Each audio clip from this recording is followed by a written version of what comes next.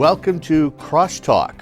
My name is Kevin Tacci. I will be your host for the next 30 minutes. Now, we have a series of these particular crosstalks that we are targeting the individuals who are going to be on the Whitman annual town election ballot come Saturday, May 18th. And don't forget, the polls open at Whitman Town Hall at 9 a.m., close at 5 p.m. So it's important for you to get out. But we are inviting the folks in who are running for office, so you get an opportunity to hear where they stand on some of the issues and get some insight as to the candidacy to hopefully be serving a 3-year term on the Whitman Board of Selectmen starting as of, I believe, May 19th. So joining us today is a gentleman. He is serving, I think he's running for his 3rd term.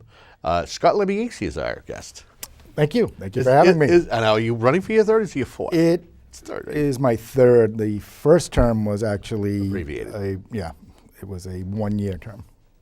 What made you decide to run for selectman? What made you say, I want to run for that office? Well, having lived in town for quite some time and raising my children in town, I take a great deal of interest in the finances of the town and the long-term, financial feasibility of the town. I work for the town of Duxbury, and I'm a municipal employee, and one of my responsibilities, or one of my many responsibilities there is, purchasing for the town, capital projects for the town, project management, special project management. So I have a lot to do with the shaping of the town and in the long-term, feasibility of the town and financial feasibility of the town. So I wanted to take those tools that I have there and volunteer to use them here. Prior to being a selectman, had you served on any of the boards or committees? And that's not necessarily at the municipal level. Maybe you're somebody who has done stuff with other civic organizations and been a volunteer. Anything like that? I was with Whitman Youth Soccer for a while. I volunteered to coach teams for several years. That was probably one of the biggest things that I've done. We did spring and fall, so there was a lot of time involved in that, while I was also a volunteer auxiliary police officer in this town for a while, and I stepped down from that when I did become a selectman. And I'm on many committees in other towns also. Okay. What is the role of a selectman? Give us your definition. It's in this town, our role, we are the fathers of the town. We want to help develop the policies, develop our long-term goals of the town. We want to make sure that they're carried out. We are responsible for hiring the key people who are going to help, maintain and run the town. Is it me, or is this particular race for selectmen, at least this year, a little bit more contentious than maybe some of the previous elections on the town ballot? Certainly more contentious than any that I've been involved in the past. And I think a lot has to do with where we are. There's a lot of different information coming from different sources out there on where we are with our budget process this time.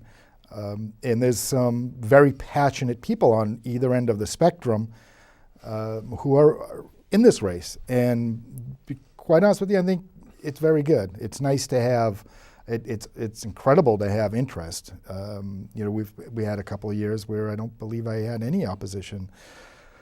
So it's nice that there is interest out there, there's passion out there, there's people who do care about the long-term condition of the town.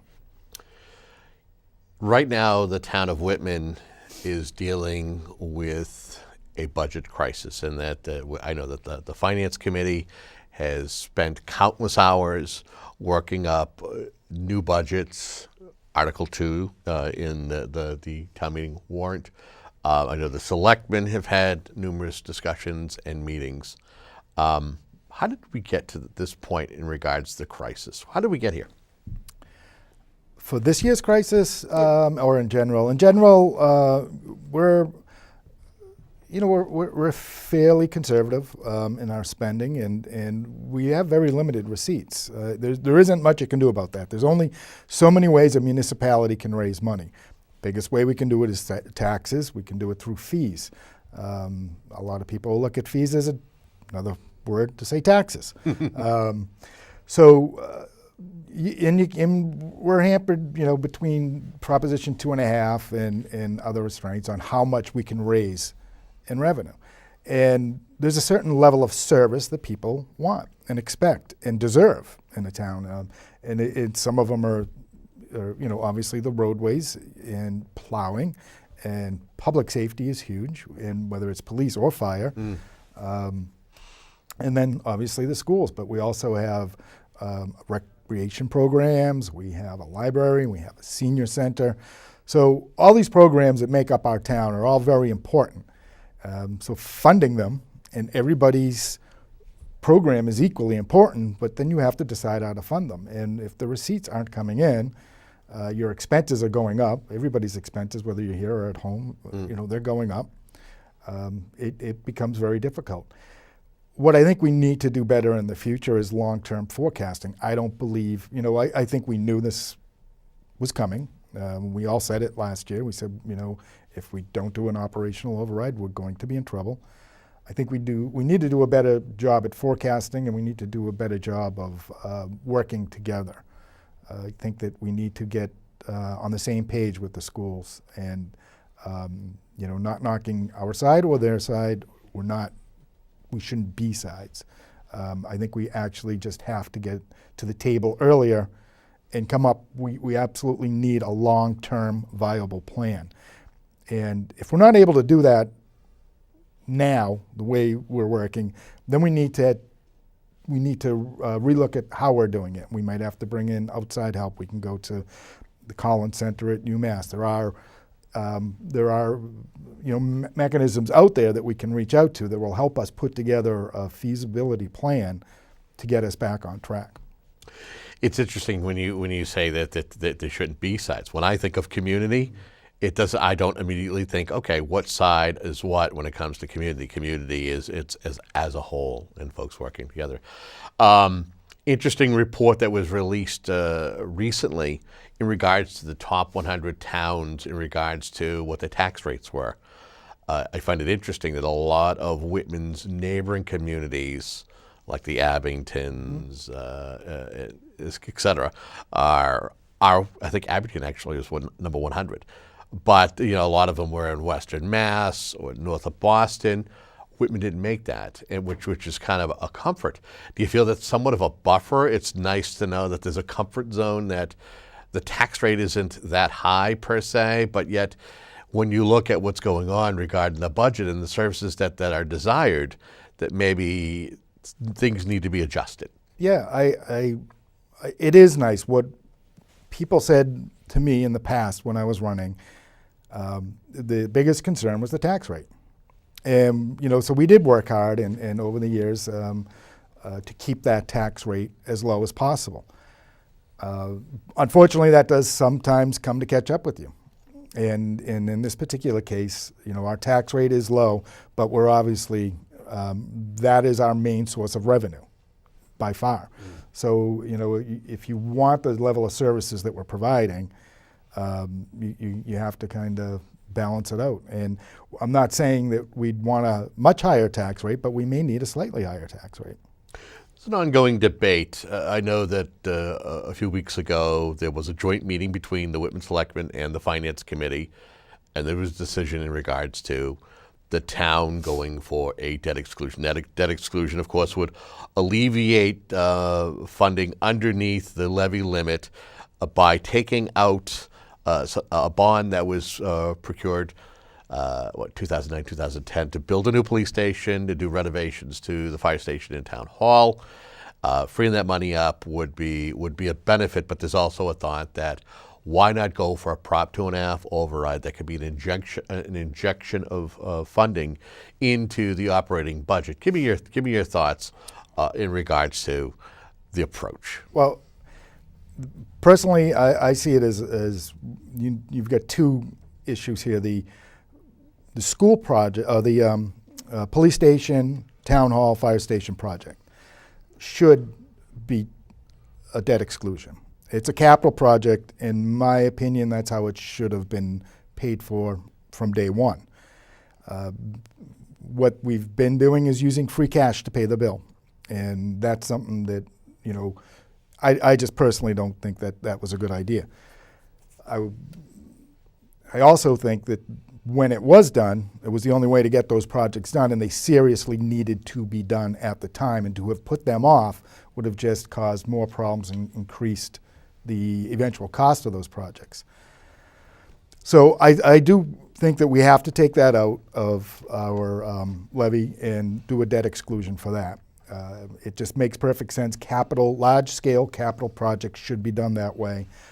We pay for them, and then they come off the tax rolls, and that's it. You're done. Free cash then is freed up to be used for other capital projects, smaller capital projects, maintenance projects, one-time expenses, and things that may come up. The 2.5 override, I think that it's the ability to do that is there for a reason, and it's for times like this when you find that our expenses are finally, they're outgrowing what our revenue is, and at the same time you've looked and you've pared everything down and you've decided that we can't take anything away from what we have. Even at level service, our expenses still are going up. Mm-hmm. And we also need to look hard and deep at what we're doing and how we're funding our schools. Because if we're in the bottom of funding for that, that's not right. And they've done an amazing job with what they've had, but it isn't enough. So we need to come up with a long-term plan on how we're going to deal with that. And the only way to do it, unfortunately, is through an override. There's no magic revenue that's going to come to us, and it certainly isn't going to come to us in any quick amount of time. So the hard truth of it is there's only one other way to get the money, or you cut services drastically. It's been suggested a number of times that the town should have some form of a strategic or capital plan. It would be a best practice to help save money and also build a consensus with the community. What's your thought on this? Yeah, absolutely. A community, a municipality has to have a long-term plan. It's like any other corporation. You need to have a vision, and you need to have a strategic plan. How are you going to accomplish this vision? And it has to be a long-term plan. And capital is a huge part of it. That's one of our biggest expenses. So, we definitely need to look at that. As I said, there's a report that's coming out that the town administrator has been working with I believe the Collins Center on a long-term or on a capital plan. But we definitely need to look even further into that. What are we doing with our revenue as it's coming in? What are we doing to put into our stabilization funds? What are we doing to take care of our OPEB issues? How are we going to get to the point where we're funding the schools properly? And it's not a 1, 2, 3 year thing to fix something like that. You're looking at a 5-year, 10-year, and it has to be massaged as you go along, as you run into pitfalls and slowdowns in the economy. So I would ask you, how important is the current town administrator to helping solve the town's current crisis? He's in the thick of it. Yeah, the current town administrator is in the thick of it. He has he has his work cut out from him. Unfortunately, the Board of Selectmen and the Finance Committee can only do so much. I mean, you've got 2 boards of volunteers. They spend as much time as they can, but for the most part, the actual institutional knowledge, the actual working knowledge of municipal finance and municipal finance laws and all of that, they fall upon the town administrator. We can help out as much as we can, and I certainly have the ability to help out more than most because of my background. Mm-hmm. But it's incumbent upon him to help us. sort of give him his charge and we ask him to follow through with it. But we have to give him the tools to accomplish it. It's interesting. Whomever is elected, again, we've got 4 candidates running for 2 spots on the ballot. The May 18th ballot, Saturday. Don't forget to get out and vote. This is your reminder, and I'll do it once more before we close out the program. Saturday, May 18th, 9 a.m. to 5 p.m. at Whitman Town Hall. That's your duty to get out and make a decision for the betterment of your community. Discussing that and knowing that the 2 individuals who are elected or re-elected during their next term or during their term will have to face probably the town administrator calling in a career. I believe that the police chief, Scott Benton, has already stated that he's going to be calling it a career with the Whitman Police Department. And who knows what other departments may lose a department head. Give me your thoughts in replace the mindset in replacing a town administrator or a key department like a police chief. Yeah, it's very important. It's especially a lot of those positions. A police chief could, that person's going to be there quite possibly for quite some time. When I first got on the Board of Selectmen was when, as you remember, Scott Benton had moved up. There was a little bit of Christine May Stafford, too. Christine May Stafford and requested to move down in rank. And, so there was a lot of, a lot goes into it. You have to really consider the long-term effects it's going to have on the community, on the town. When it comes to the police chief, I mean, just with the opioid crisis that's going on and all that entails, you really need someone who's able to focus on that as well as, the rest of the police work that's going on. Town administrator, if and when Frank is ready to leave, we have that. The long-term budget issues aren't going away. Whatever happens this year at town meeting will not solve it. It's not going to go away. It's going to have to be addressed, and it's not going to happen overnight. It's going to take quite a bit of time, and hopefully by the next budget cycle, or perhaps a special in the fall, I've heard is a possibility. There's going to be a lot of work to figure that out, and it has to be a long-term. We can't come back piecemeal. And so it's gonna be a lot of work for that person. The key person, if involved in that, has to have a really good budgeting background, municipal budgeting background. Well, and it's interesting, and I've said this in a couple of the conversations that I've had, and that is that usually and this as a municipal person, that usually the span of a town administrator coming in and serving a community, it's almost like a running back in the NFL. They got it's a small window. Yep. You know what I mean? Same with the town administrator. For some reason, here in the South Shore, it's a 3 to 5 year window for a town administrator before they either move on, or the philosophy of the Board of Selectmen or town council, whomever it may be, changes. And of course, with change comes change at that position. So what Frank has done, being in a town administrator for long, is it's rare. Mm-hmm. So it'll be interesting when you say this is a long-term situation. Hopefully, whomever who follows or succeeds Frank will be able to do their work in that time frame. Yeah, it's true, and Frank is definitely an anomaly in many ways, but and I mean that in a good way. Yes. But anybody who does come in there when Frank has moved on would be foolish not to lean on his institutional knowledge and what he knows, and to not, because I don't, Frank's lived in town for quite some time, and he's been involved in, even before he was on the, as a town administrator, he was on the Board of Selectmen,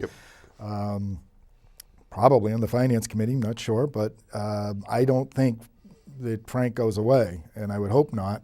I think that he has a lot to offer this town, and always will. So, as you say, boards change, long-term visions might change, and long-range plans might change, and strategies might change. So yeah, it is more usual than not that the lifespan isn't that long. Correct. I know one of the projects that have had multiple attempts but has not had success is initially was to build a new DPW building, and then it was to build a portion. There was even a conversation about purchasing a property up on 18 and maybe making that the DPW building. Where does a new DPW facility or building stand when it comes to capital projects? Is it still the top capital project, or is there another project or two that have surpassed it and succeeded it? Well, nothing can surpass it. It's too far gone, and it's going to be very difficult because it's very expensive. And we're going through it in Duxbury right now. We're trying to do the exact same thing. Our facility is in the same shape as our facility here. It's very old. It doesn't meet OSHA regulations.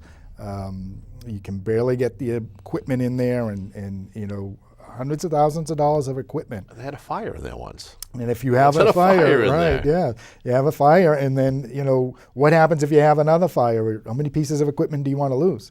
Because it's not up to code. There's no fire suppression. It's